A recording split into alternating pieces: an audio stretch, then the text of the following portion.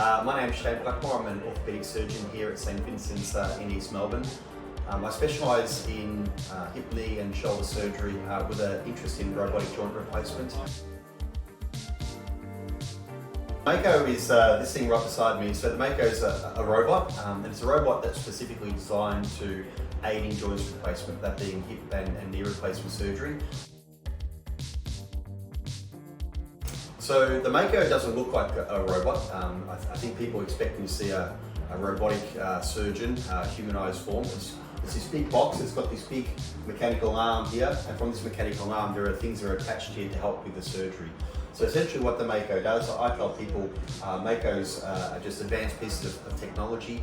They aid a surgeon in the operation. They don't do the surgery for us, but they help guide us. I often say, if you want to fly to America, you want a really good pilot, but you want a pilot with a really good plane around him or really good technology. So MAKOs afford surgeons this technology to hopefully put the joint replacement in a better position for better outcomes.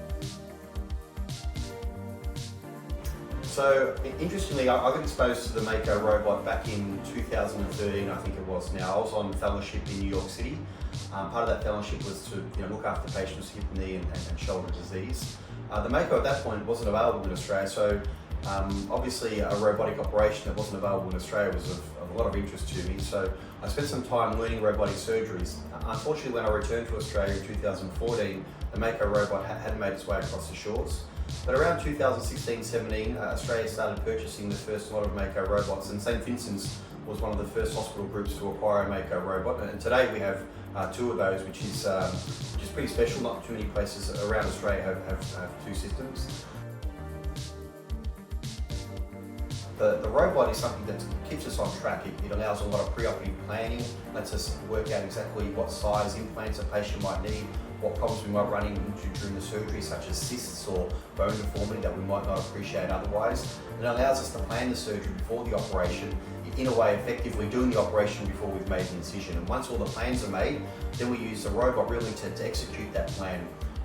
Again, I often refer to the robot as being excellent technology around me. I'm the surgeon, I still control the operation, but if something's not quite right, if something's a little bit out of line, the robot will push me in the right direction, or at least ask the question, why am I putting an implant in a certain position or of a certain size?